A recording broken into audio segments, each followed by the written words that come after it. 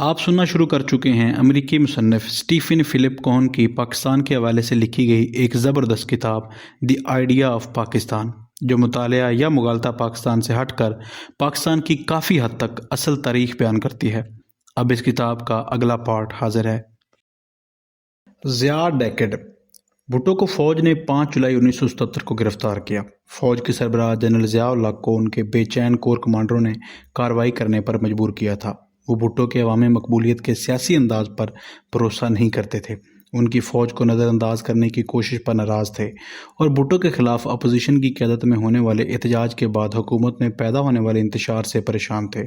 ان کی حیرت کی بات یہ تھی کہ ضیاء نے خاموشی سے اپنی اتھارٹی قائم کی اور ملک کو ایک نئی سمت کی طرف لے جانے لگا۔ اسلام ان کی قوم کی دوبارہ زندگی کے ویژن کا مرکز تھا، اور فوج ان کی پاکستانی ریاست کی بحالی کے ویژن کا محور تھی۔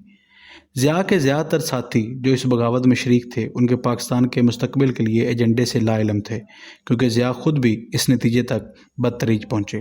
ضیاء پہلے پاکستانی لیڈر تھے جنہوں نے اسلام کو سنجیدگی سے لیا۔ وہ سمجھتے تھے کہ پاکستان کو اسلامی اصولوں کی رہنمائی میں چلنا چاہیے، اور اسلام یا کوئی بھی اور مذہب اگر وہ گہری عقیدت کے ساتھ مانا جائے، انسان کو ایک بہتر شہری یا پیشہ ور بناتا ہے۔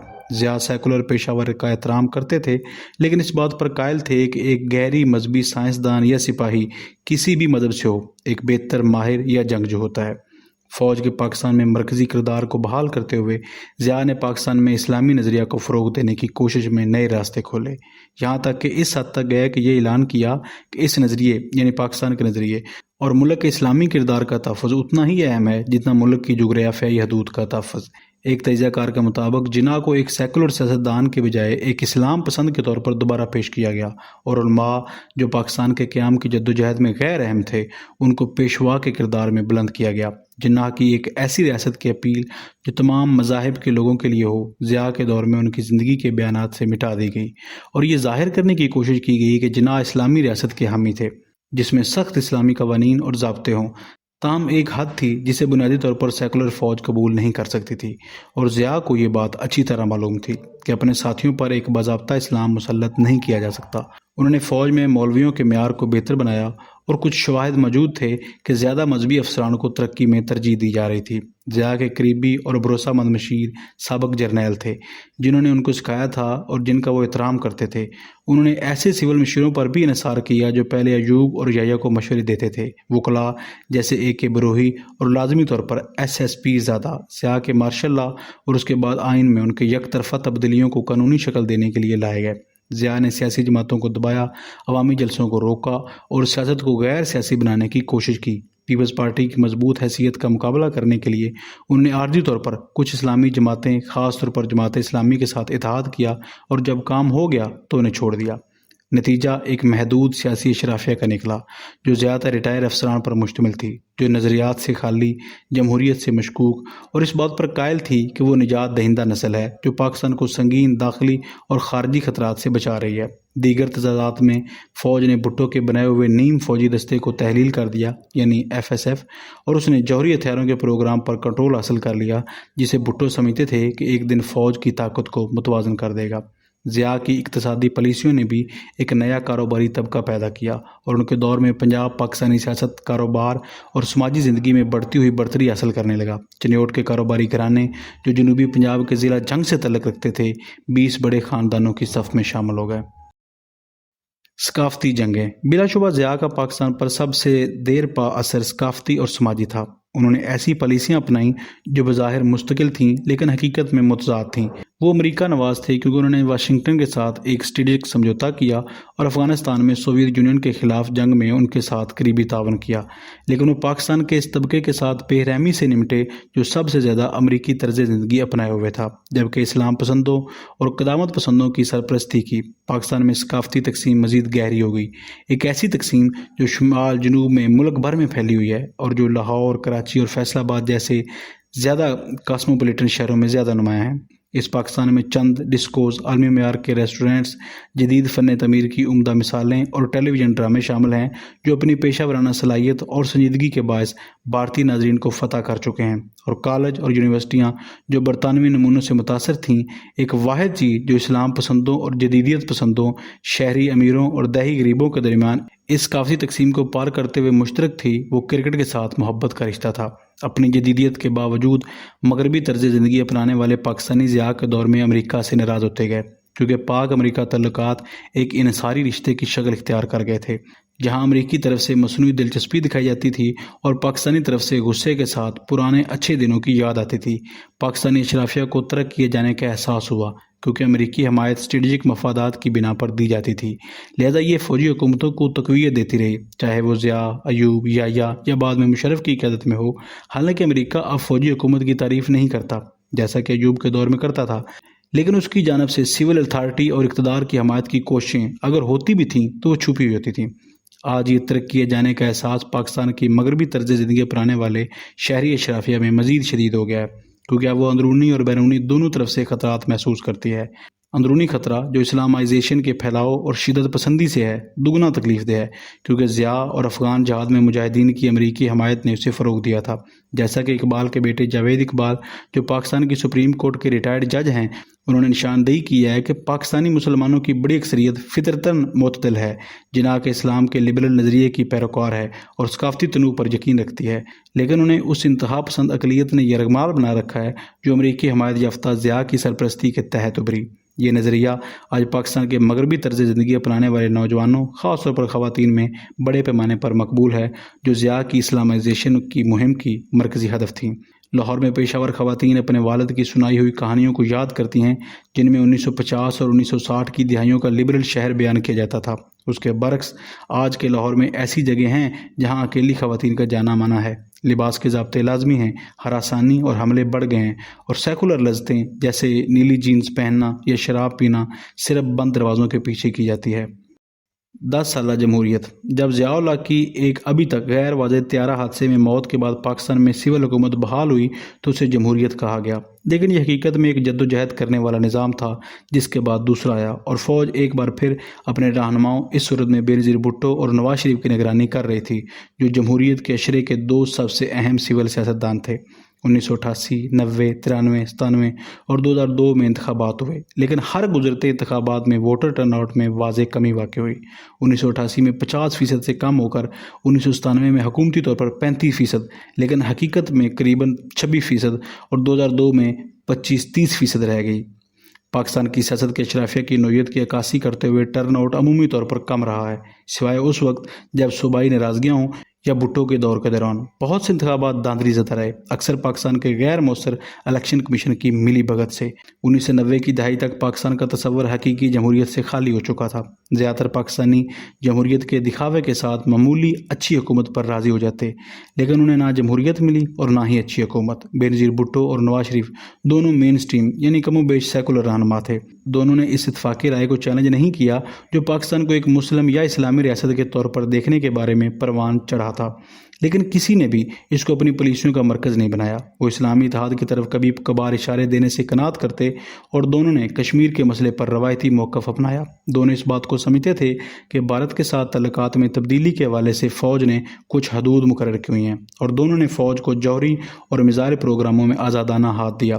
10 سال تک پاکستان کی منتخب جمہوری حکومتوں نے فوج کو جگہ دی اور اس کی نمائندگی کی، جبکہ احتیاط سے اپنی خود مختاری اور طاقت کو بڑھانے کی کوشش کی۔ آخرکار دونوں رہنماؤں میں کوئی بھی ایسا سیاسی اتحاد بنانے میں کامیاب نہ ہو سکا جو فوج کو محدود رکھ سکے۔ ایسا اتحاد بنانے کے لیے ضروری تھا کہ وہ پاکستان کے کچھ سب سے سنگین مسائل، خاص طور پر معیشت کو حل کرنے میں مہارت دکھاتے۔ اسے ایک وسیع سیاسی قوتوں کے دائرے میں شامل کرنا پڑتا اور اہم غیر ملکی طاقتوں، خاص طور پر امریکہ کی حمایت حاصل ہوتی۔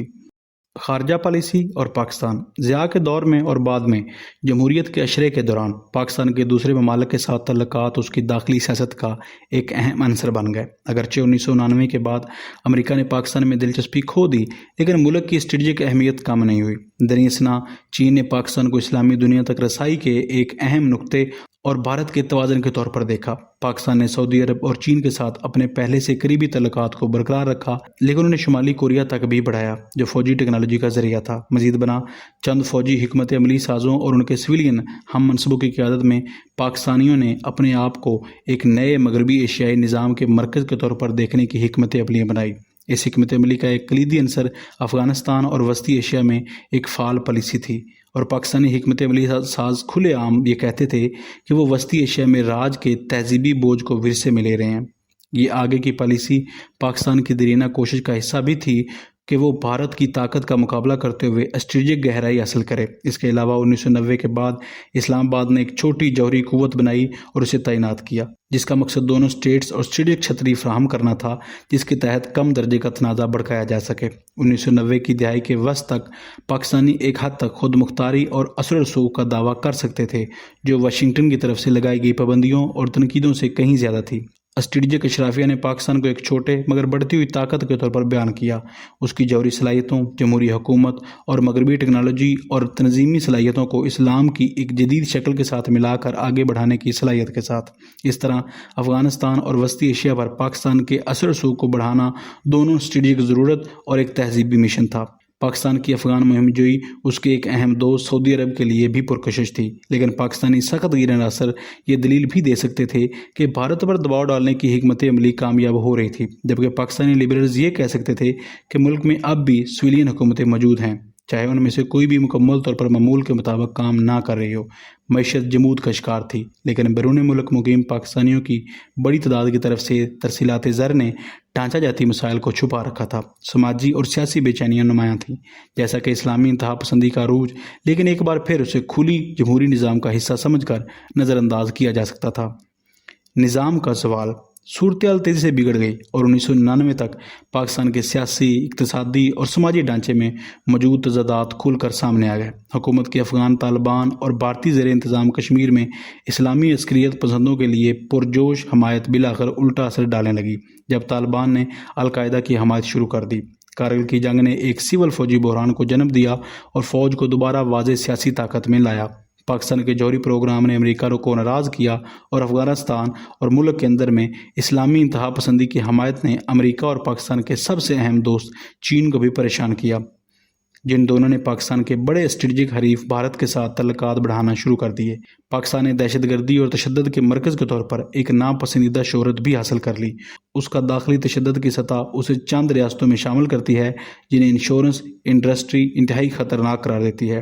اس فہرست میں سعودی عرب، ایتھوپیا، زارائے، نیپال اور کولمبیا شامل ہیں۔ غیر ملکی دہشت گردوں نے پاکستان کی اندرونی فرقہ وارانہ دہشت گردوں کے ساتھ مل کر غیر ملکی صحافیوں، عیسائیوں، اقلیتی مسلمان فرقوں اور دیگر کو نشانہ بنایا۔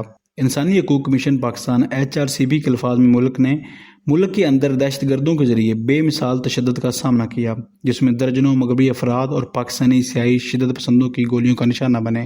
ان واقعات میں سب سے خون ریز واقعہ امریکی صحافی ڈینیل پرل کا ویڈیو پر ریکارڈ کیا گیا سر قلم تھا، جس نے سیاسی تشدد کے عادی لوگوں کو بھی ہلا کر رکھ دیا۔ پرل کا قتل دنیا کو یہ پیغام دے گیا کہ پاکستان پہلے سے کہیں زیادہ خطرناک بن چکا ہے۔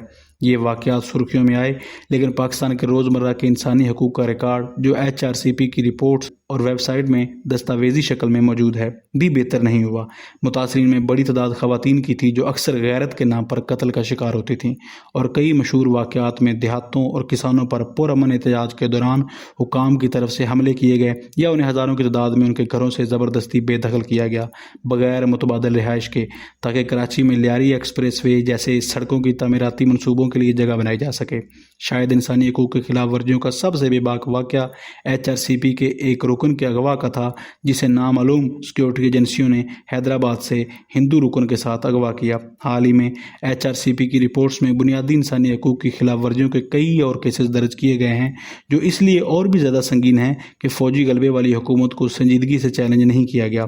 امریکی اور دیگر انسانی حقوق کی رپورٹس HRCP کی رپورٹس کے ساتھ ہم آہنگ ہیں، اگرچہ امریکی حکومت نے اکثر اپنی اس امید کا اعادہ کیا ہے کہ پاکستان ایک معتدل اسلامی ریاست رہے گا، لیکن محکمہ خارجہ کی جانب سے جاری کردہ ملک کی رپورٹس چونکا دینے والی ہے۔ 2003 کی رپورٹ میں پاکستان کا تفصیلی جائزہ لیتے ہوئے مشاہدہ کیا گیا ہے کہ اس کا انسانی حقوق کا ریکارڈ بدستور خراب ہے اور کچھ علاقوں میں بہتری کے باوجود سنگین مسائل باقی ہیں۔ بدعنوانی جو ہمیشہ سے موجود رہی 1990 کی دہائی کے وسط میں ایک اہم اندرونی اور سیاسی مسئلہ بن گئی، جب ٹرانسپیرنسی انٹرنیشنل TI نے پاکستان کو اپنے بدعنوانی کے اشاریے میں سب سے اوپر یا قریب رکھا۔ یہ درجہ بندیاں سب سے پہلے بے نظیر بھٹو کے انتظامیہ کے دوران سامنے آئیں، جسے انہوں نے غصے میں پاکستان کی تاریخ کی سب سے ایماندار انتظامیہ قرار دیتے ہوئے دفاع کیا۔ حالیہ TI کی رپورٹس 1999 میں نئی اقتصادی ٹیم کی تقرری کے بعد سے خاطر خواہ پیش رفت دکھاتی ہیں۔ سرکاری بدعنوانی خاص طور پر پاکستان کے water and power development authority یعنی واپڈا میں بہت عام تھی، جو پاکستان کے آبپاشی اور بجلی کے ڈھانچے کے بیشتر حصے کو کنٹرول کرتی تھی۔ ایک ریٹائرڈ چیئرمین نے 2003 میں دعویٰ کیا کہ کراچی میں لائن لاسز 60% تک تھے، اس سے پہلے کہ فوج نے 1999 میں نواز شریف کی درخواست پر واپڈا کا انتظام سنبھالا۔ 1999 تک بھارت کے ساتھ ناگزیر موازنہ نے یہ فیصلہ مضبوط کیا کہ پاکستان کی ریاست شدید مشکلات کا شکار ہے۔ بھارت اقتصادی طور پر آگے بڑھ رہا تھا، اس کے پاس ترقی یافتہ سیاسی اور انتظامی اداروں کی ایک وسیع رینج تھی، اور اس کی قیادت ڈرامائی خارجہ پالیسی کی جدتوں کی صلاحیت رکھتی تھی، بشمول 1998 میں جوہری تجربات کی ایک سیریز اور واشنگٹن کے ساتھ نئے اسٹریٹجک تعلقات کے امکانات۔ دوسری طرف پاکستان کی معیشت خراب ہو چکی تھی، اس کے بنیادی ادارے تباہ ہو چکے تھے، اور بھارت کے ساتھ اس کی اشتعال انگیز محدود جنگ امریکی ثالثی اور اسلام آباد کی مذمت پر منتج ہوئی۔ اگر کچھ تھا تو پاکستان منفی پہلوؤں کا ایک کیس اسٹڈی تھا۔ ریاست بظاہر ایک معمول کے سیاسی نظام کو قائم کرنے سے قاصر تھی، وہ انتہا پسند اسلامی طالبان کی حمایت کر رہی تھی۔ اس نے بھارت میں اپنے اسلامی عسکریت پسندانہ آپریشنز شروع کیے ہوئے تھے، اور جبکہ اس کے اقتصادی اور سیاسی نظام بگڑ رہے تھے، مذہبی اور نسلی بنیادوں پر تشدد میں زبردست اضافہ ہو رہا تھا۔ 9/11 اور پاکستان۔ 11 ستمبر 2001 کے موقع پر پاکستان ایک ایسے ملک کی مانند نظر آ رہا تھا جو اپنی راہ بھٹک چکا تھا، جس کی معیشت جمود کا شکار تھی، فوجی حکومت برسر اقتدار تھی، بین الاقوامی سطح پر اسے تنہائی کا سامنا تھا، اور سیاسی اور سماجی ادارے بکھرے ہوئے تھے۔ پاکستانی شدت کے ساتھ بدعنوانی، ناقص حکمرانی، خراب تعلیمی نظام، کمزور سیاسی جماعتوں، ملکی بد امنی اور بگڑی ہوئی معیشت جیسے مسائل پر بحث کر رہے تھے۔ وہ قومی مسائل پر بھی غور کر رہے تھے۔ اسلامی انتہا پسندوں سے خطرناک چھیڑ چھاڑ، پاکستان کی شناخت اور مقصد کے بارے میں اتفاق رائے کا نہ ہونا، اور بھارت اور کشمیر کے حوالے سے تباہ کن جنون، ملک کے مستقبل کے بارے میں بڑھتی ہوئی مایوسی ان پڑھے لکھے پاکستانی میں واضح تھی جو ملک چھوڑ کر جا رہے تھے یا پہلے ہی بیرون ملک موجود تھے اور جن کی واپسی کے کوئی ارادے نہیں تھے۔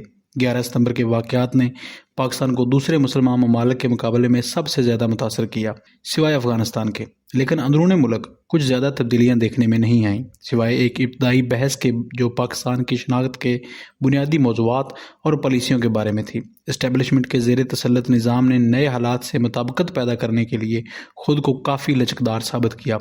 پاکستان نے طالبان کو چھوڑنے، امریکہ کو وسیع فوجی اور انٹیلیجنس تعاون فراہم کرنے اور امریکی افواج کو افغانستان میں لڑائی کے لیے اپنی سرزمین استعمال کرنے کی اجازت دینے پر رضامندی ظاہر کی۔ یہ سب بڑی مراد تھیں۔ اسلام آباد ایک بار پھر فرنٹ لائن ریاست کا دارالحکومت بن گیا، اور اس کے چند 5 ستارہ ہوٹل بین الاقوامی پریس کور کے ساتھ بھر گئے۔ مختلف ممالک کے رپورٹرز نے دنیا کو جو بتایا وہ پاکستانی پہلے ہی جانتے تھے۔ یہ ایک ایسا ملک تھا جو تیزی سے انتہا پسندی اور تشدد کی طرف جا رہا تھا، اپنے تمام ہمسایوں کے لیے ایک وبال، اور اپنے دوستوں اور اتحادیوں جیسا کہ امریکہ اور چین کے لیے ایک ممکنہ خطرہ۔ 2001 میں امریکہ پاکستان اتحاد کی منطق نے پاکستان کی ملکی سیاست میں تبدیلیاں کی۔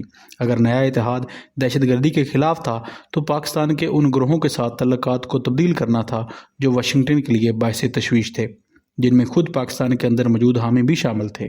اور زیادہ حیرت انگیز طور پر امریکہ نے پاکستان پر دباؤ ڈالا کہ وہ بھارت کے زیر انتظام کشمیر میں کام کرنے والے دہشت گرد گروپوں کی حمایت کو کم کرے، حالانکہ وہ عموماً امریکیوں کو نشانہ نہیں بناتے تھے۔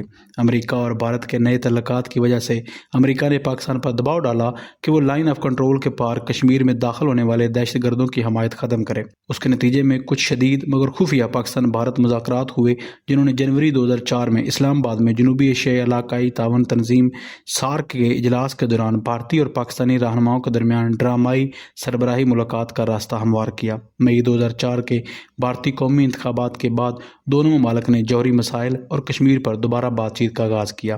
امریکہ کا پاکستان پر دباؤ 2 وجوہات کی بنا پر کارگر ثابت ہوا۔ پہلے، مشرف پہلے ہی اگست 2001 میں متعدد انتہا پسند اسلامی گروپوں پر پابندی لگا چکے تھے، حالانکہ اس حکم کو نیم دلانہ انداز میں نافذ کیا گیا تھا۔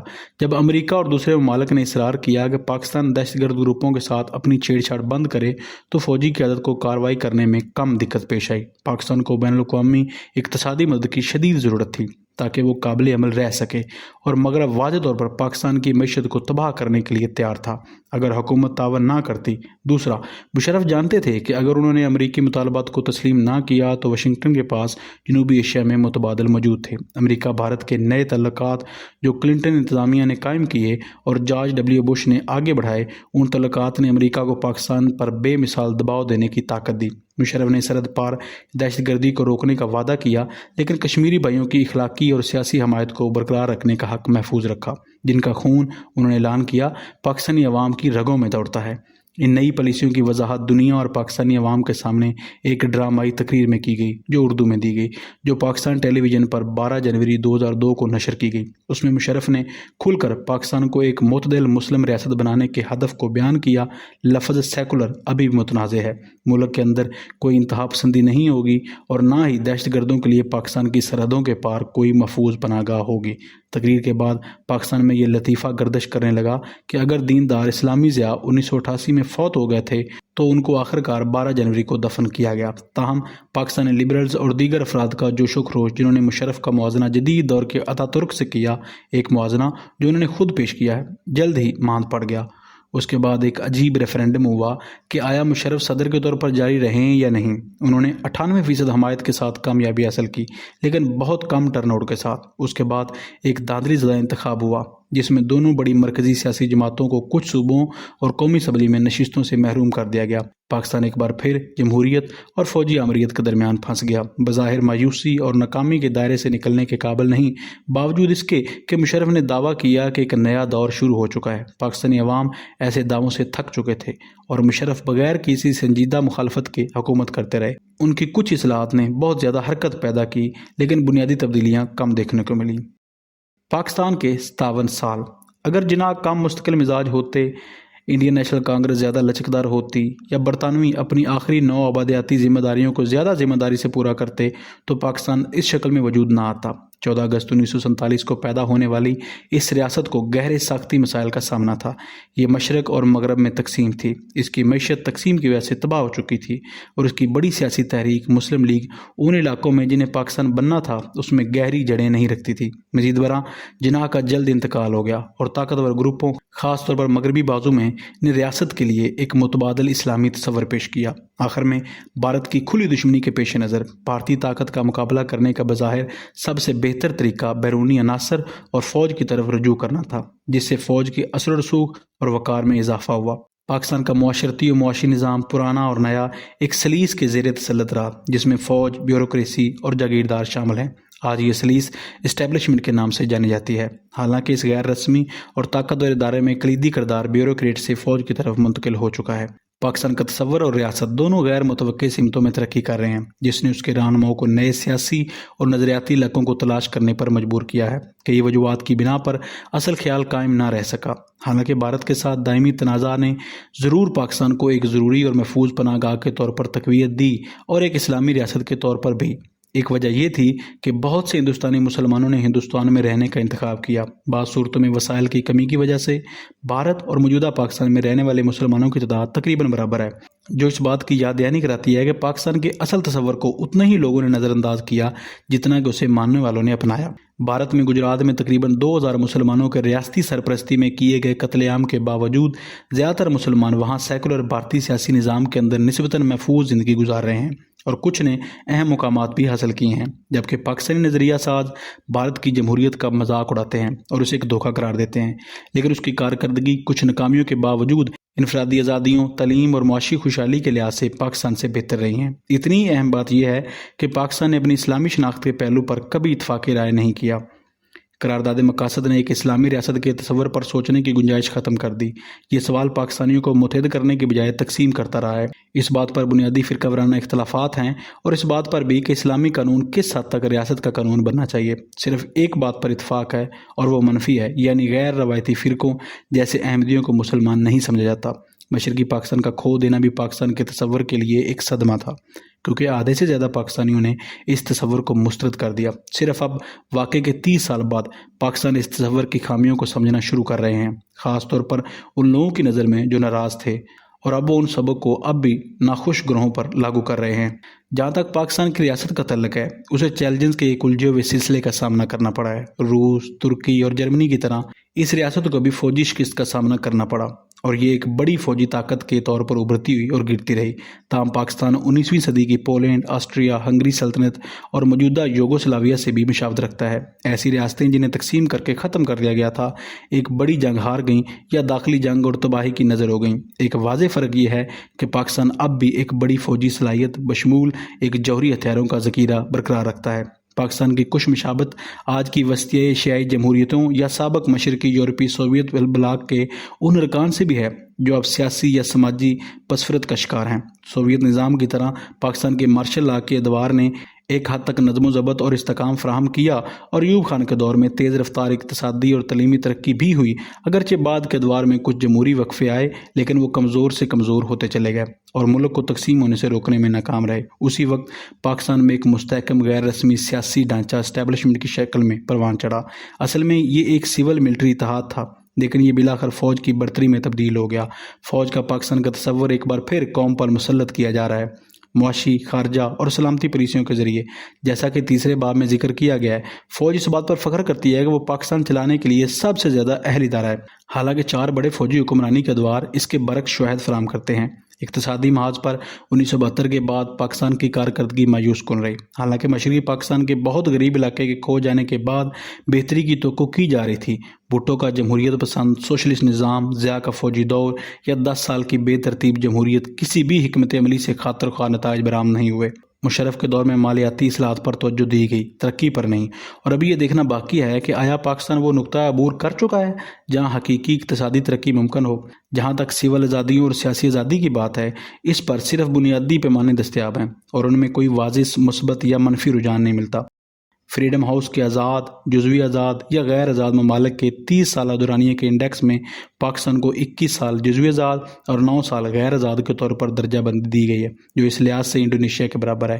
بھارت جو 8 سال سے آزاد اور 20 سال جزوی آزاد رہا، پاکستان سے کہیں آگے ہے اور بنگلہ دیش سے بھی پیچھے۔ فریڈم ہاؤس نے 30 ممالک کی درجہ بندی کی جو اپنے سیاسی مستقبل کا تعین کر رہے تھے، اور ان ممالک کے درمیان پاکستان کو سول آزادیوں، قانون کی حکمرانی، احتساب اور بدعنوانی کے خلاف شفافیت میں مستقل طور پر سب سے نیچے رکھا گیا۔ یہ درجہ بندیاں ذاتی مشاہدات سے بھی میل کھاتی ہیں، حالانکہ پاکستانی اس بات پر بحث کر سکتے ہیں کہ ان کے سیاسی اور سول حقوق محدود ہونے کے باوجود ان کی آبادی کو ان ریاستوں کے مقابلے میں شدید اقتصادی محرومیوں کا سامنا نہیں ہے، خاص طور پر بھارت جیسے ممالک میں۔ تاہم یہاں تک کہ اس شعبے میں بھی حالیہ مطالعات سے ظاہر ہوتا ہے کہ پچھلے چند سالوں میں پاکستانیوں کی صحت بری طرح متاثر ہوئی ہے اور بھارت کے مقابلے میں پاکستان کی نسبتاً خوشحالی جو پہلے مسلمہ سمجھی جاتی تھی، اب ماضی کی بات ہو سکتی ہے۔ پاکستان کی پریس کو بھی گزشتہ 57 سال میں اتار چڑھاؤ کا سامنا رہا۔ پچھلے 20 سالوں میں پریس کی آزادی کہیں نہ ہونے سے قابل تعریف سطح پر پہنچی ہے اور اب پاکستان کے پاس غیر مغربی دنیا کا سب سے دلچسپ اور فعال پریس ہے، خاص طور پر اس کی کم شرح خواندگی کے باوجود ایک بڑی کامیابی ہے۔ 3 بڑے گروپ ڈان، جنگ اور نوائے وقت میڈیا پر حاوی ہیں، ہر ایک اردو اور انگریزی میں اشاعت کرتا ہے۔ کچھ نئے ٹیلی ویژن اور ریڈیو چینل سرکاری پروپیگنڈے سے آگے جانے کی کوشش کرتے ہیں اور گہرائی سے جائزہ لیتے ہیں، لیکن ان کے لائسنس حکومت کے ذریعے محتاط طریقے سے ریگولیٹ کیے جاتے ہیں۔ پاکستان کے ذرائع ابلاغ کے ساتھ دھمکیوں کا سامنا اب بھی باقی ہے اور کبھی کبھار گرفتاریاں، تشدد کے ہلکے مظاہر فوجی اور سول حکومتوں دونوں کے دور میں دیکھے گئے۔ کچھ معاملات میں نمایاں صحافیوں کو گرفتار کرنے کے بعد عوامی عہدوں پر منتخب بھی کیا گیا۔ پاکستانی اکیڈمسٹ اور صحافیوں کا کہنا ہے کہ ان کے ملک میں اظہار کی آزادی تو مضبوط ہے لیکن اظہار کے بعد کی آزادی اتنی مضبوط نہیں۔ بیرونی محاذ پر پاکستان جنوبی ایشیا کا واحد ملک ہے جو کھلم کھلا بھارت کی بالادستی کو چیلنج کرتا ہے۔ تاہم اس کی ایک بار جدید خارجہ پالیسی اب ماضی کی بات ہو چکی ہے اور اس کے سفارتی مواقع محدود ہو چکے ہیں۔ طالبان کی حمایت کرنے اور وسطی ایشیا میں اپنا اثر و رسوخ بڑھانے کی کوشش میں یہ بہت آگے نکل گیا۔